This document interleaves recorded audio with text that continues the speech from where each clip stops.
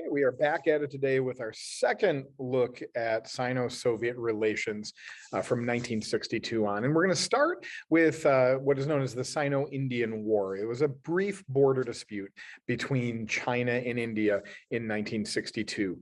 The United States supported India with U-2 flyovers of China.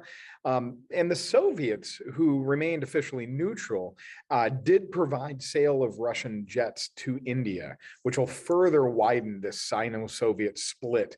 And the Soviets will be aiding the enemy of the People's Republic of China. In the same year, we've got the Cuban Missile Crisis. Now, the peaceful resolution to the Cuban Missile Crisis is going to be condemned by Mao as weakness in the face of imperialist aggression in Cuba. And once again, Mao is going to paint Nikita Khrushchev as being weak in the face of capitalist aggression and the spreading of the international communist revolution. China will claim that the Soviet Union was not truly behind the Cuban state and use it as a propaganda tool to try to gain its own allies in the developing world.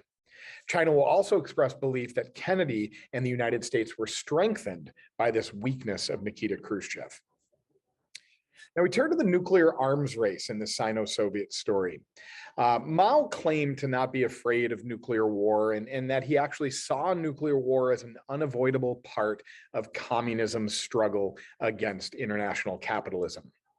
The Soviet Union was reluctant to offer technology to China towards the development of a Chinese nuclear weapon. And with the split widening between the two countries, Soviet scientists, nuclear scientists, were pulled from China in 1960. In the aftermath of the Cuban Missile Crisis, as Kennedy and Khrushchev would sign the 1963 Nuclear Test Ban Treaty, this is further going to push Mao from Khrushchev. And the Soviet Union would, having pulled out their support, would leave China to their own devices. By 1964, China will detonate their first atomic bomb. And so this ends this monopoly on nuclear power that previously the United States and the Soviet Union had held. By 1967, the Chinese detonate a hydrogen bomb.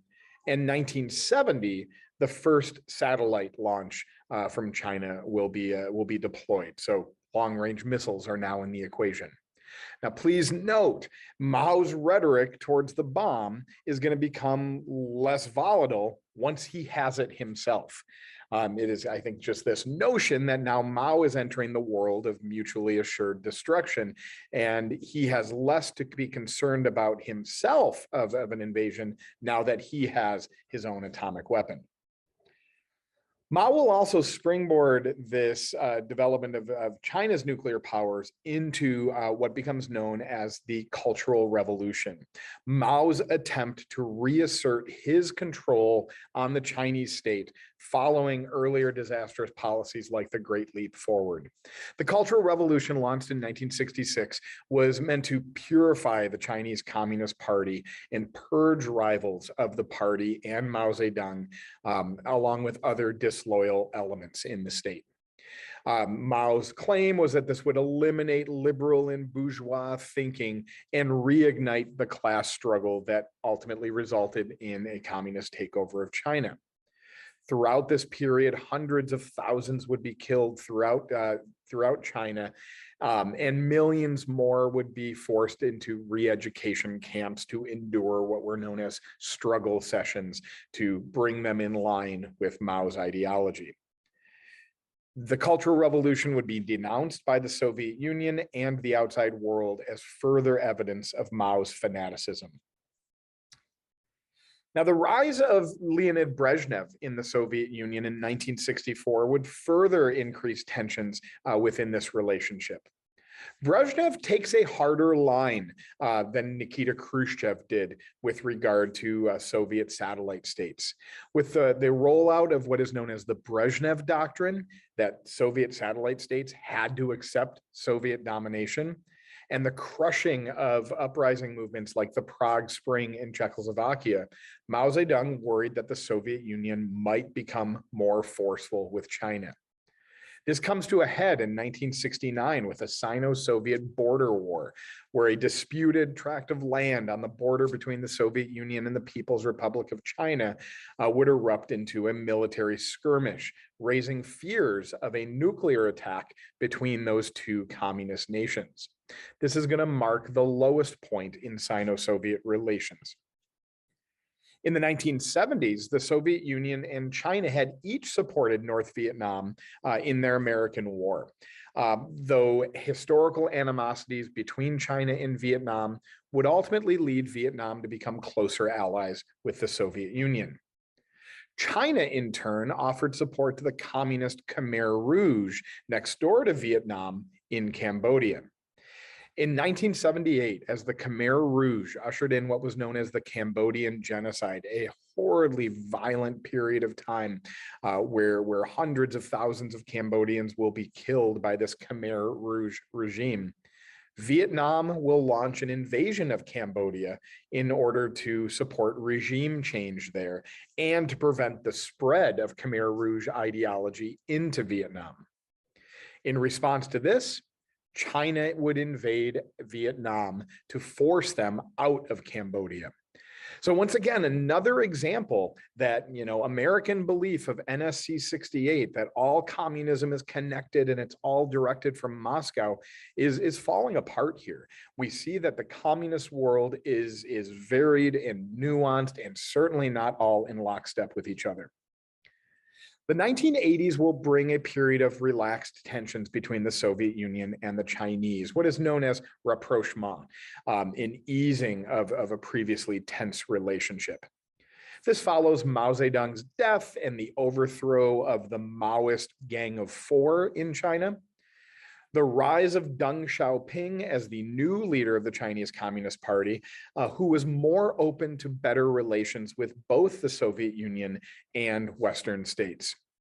Also in 1982, Leonid Brezhnev died, which then opened the door for a more reform-minded Soviet leader. That man is Mikhail Gorbachev, who comes to power in 1985, and he made it his goal to improve relations further with China, offering new economic and cultural exchange programs between the two countries. Now, back home in the Soviet Union, Mikhail Gorbachev offered reforms like perestroika, which called for economic reforms and allowing some capitalist and private ownership, and glasnost, which refers to an openness within the Soviet society. These reforms in the Soviet Union would encourage similar reform ideas to grow in the People's Republic of China, especially among the younger student population. Upon a planned visit from Mikhail Gorbachev to China in 1989, student protests in the capital city of Beijing would grow, resulting in the Chinese government declaring martial law in the capital city. On June 4th, 1989, Chinese troops were ordered into the central Tiananmen Square in Beijing. Thousands are said to have been killed as the government cracked down on these protests. And so what are we left with here in China? The fall of the Soviet Union brings an end to China's longtime communist rival. Reforms, an economic crisis, the loss of Soviet satellite states in Eastern Europe, these would all bring an end to the Soviet Union. And China could feel comfortable that their positions on economic reforms under Deng Xiaoping, but however, holding on to rigid political control were the correct course of action. Because today, the Communist Party still exists. China's economy has exploded in recent decades, but the political control that China exercises over its state is every bit as rigid as it has always been. Movements towards becoming a major economic player in the world will continue, but China will pull back its support of international communist revolutions. And we will leave it there. Take care.